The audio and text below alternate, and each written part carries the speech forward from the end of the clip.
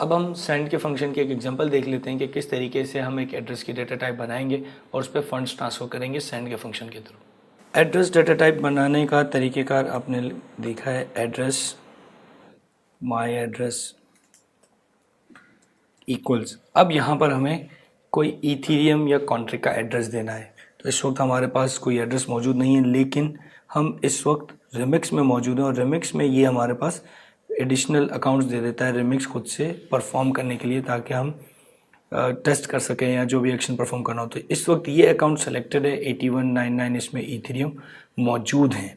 इतने इथीरियम इस particular account से जब ट्रांजैक्शन होगी तो इस अकाउंट के पास इथीरियम मौजूद हैं और ये मज़ीद अकाउंट्स मौजूद हैं। तो इनमें से मैं कोई एक अकाउंट पिक करता हूँ। फॉर एग्जांपल मैंने ये अकाउंट लिया और यहाँ आके मैंने इसको किया कॉपी, और कॉपी करने के बाद यहाँ पे आके मैं इसे पेस्ट कर देता हूँ।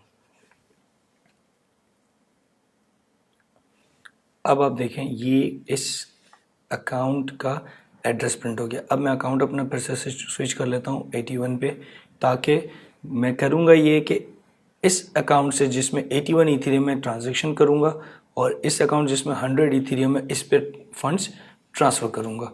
क्योंकि हमारे पास इस वक्त दो अलग अलग अकाउंट, दो अलग यूज़र्स नहीं हैं, तो हम एक अकाउंट से दूसरे अकाउंट में ट्रांसफ़र करके टेस्ट कर सकते हैं।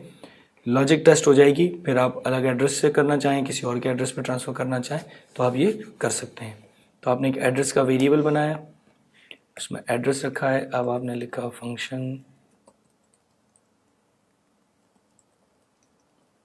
Send funds. हम पेबल नहीं रखते इस फंक्शन को और देखते हैं कि क्या होगा। हम सेंड का फंक्शन यूज़ करना चाह रहे हैं। हमने लिखा माई एड्रेस डॉट सेंड 1 ईथर। यहाँ पे 1 ईथर की जगह मैं लिख सकता हूँ वही एरर आ रहा है क्या, type send and transfer R only available object type address payable.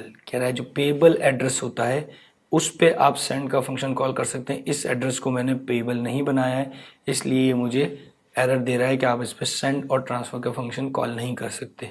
तो अब मैं इसे पेबल बना देता हूँ और यहाँ लिख देता हूँ 1 ईथर। अब इस फंक्शन को एग्जीक्यूट करते हैं, डिप्लॉय करते हैं इस कॉन्ट्रैक्ट को और फिर इस फंक्शन को एग्जीक्यूट करके देखते हैं।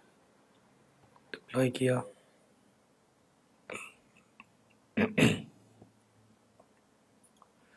अब समझने की बात यह है पहला कि हम फंड्स अगर ना भेजें तो क्या होगा, ये फंक्शन पेबल नहीं है तो क्या होगा। तो एक एक करके केस करते हैं। मैं इस फंक्शन को डायरेक्ट कॉल करता हूँ, इसमें मैं इथेरियम नहीं भेज रहा। मैंने फोन कॉल किया, कॉल हो गया, कोई एरर नहीं आया। क्यों? क्योंकि सेंड का फंक्शन आपको ये नहीं बताता कि फ़ंड ट्रांसफ़र हुए या नहीं हुए, कोई एरर आया है, क्या हुआ। हम अपने कोड में जा इस अकाउंट में जाके देख लेते हैं, ये भी 100 है, ये 81 है, तो कोई पैसे ट्रांसफ़र नहीं हुए। अब अगर हमें ये पता लगाना है तो हम यहाँ पे लिख देते हैं रिटर्न पूल, और क्योंकि ये रिटर्न करता है बुलियन,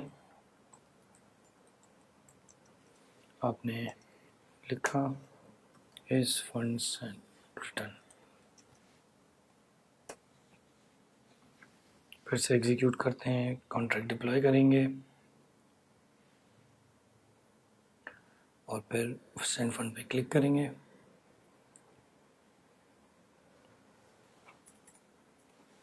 फॉल्स, इसका मतलब फंड्स ट्रांसफ़र नहीं हो पाए। अब हमें नहीं पता चल रहा कि फ़ंड्स क्यों ट्रांसफ़र नहीं हो पाए, लेकिन हम ये करते हैं, हमें ये लग रहा है कि हमने यहाँ पे वैल्यू नहीं दी है। हम यहाँ पे 1 ईथर लिख देते हैं। ये 1 ईथर इस कॉन्ट्रैक्ट, इस एड्रेस से कॉन्ट्रैक्ट के पास पहुँचेंगे और कॉन्ट्रैक्ट में यहाँ से 1 ईथर सेंड कॉल हो रहा है तो इस एड्रेस पे चले जाएंगे, जो कि हमारे पास ये एड्रेस है 147। उसको सेव किया, अप्लाई किया और यहाँ पे फंड ट्रांसफ़र करने से पहले मैंने लिख दिया 1 ईथर और सेंड पे कॉल किया, एरर आ गया। The call function should be payable if you, ये देखिए ट्रांजैक्शन रिवर्ट हो गई है, एरर आ गया है। अब ये एरर में बता रहा है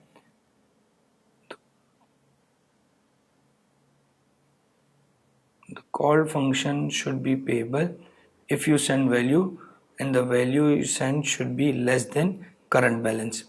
अब ये एरर इसलिए नहीं है कि आपने सेंड का फंक्शन कॉल किया है और ये तो ट्रू या फॉल्स रिटर्न करता है।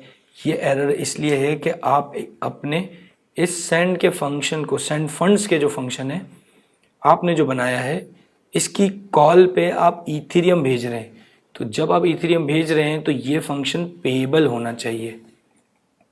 तो मैं यहाँ पे आके इस फंक्शन को पेएबल कर देता हूँ।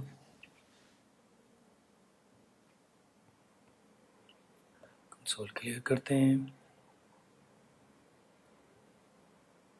अब ये देखिए फंक्शन भी रेड हो गया है और इसको भेजने के लिए पहले मैंने लिखा 1, सक्सेसफुल हो गया। बुलियन में भी ट्रू नज़र आ रहा है।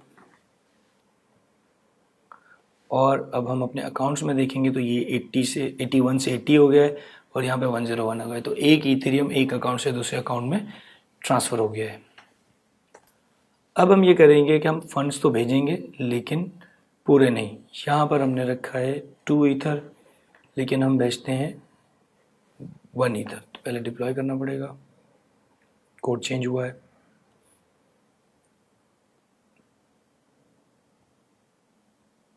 डिप्लॉय कर दिया। अब हम यहाँ से 1 ईथर भेजते हैं, सेंड फंड्स। अब आप देखें कि ये एक्सेप्शन नहीं आई है और ये फॉल्स रिटर्न कर रहा है कि इसके पास फंड्स ट्रांसफ़र नहीं हो पाए। फिर से लिखते हैं 1। अब आप देखें यहाँ से 78 ये फंड्स, आपने 1 लिखा और सेंड पे क्लिक किया। अब ट्रू आ गया। क्यों? क्योंकि एक ईथर इसके पास आया था जो कि कॉन्ट्रैक्ट के पास मौजूद था, आगे नहीं जा पाया। तो इस वक्त आपके कॉन्ट्रैक्ट के पास इथेरियम मौजूद है। अब ये ट्रांसफ़र हो गया है। अब आपके कॉन्ट्रैक्ट के पास कोई इथेरियम मौजूद नहीं है। इस अकाउंट में 104 मौजूद है, इस अकाउंट में 77.99 मौजूद है। अब मैं फिर से कॉल करूंगा, 2 ईथर जा रहे हैं लेकिन मैं भेज रहा हूँ 1 ईथर। सेंड पे क्लिक किया,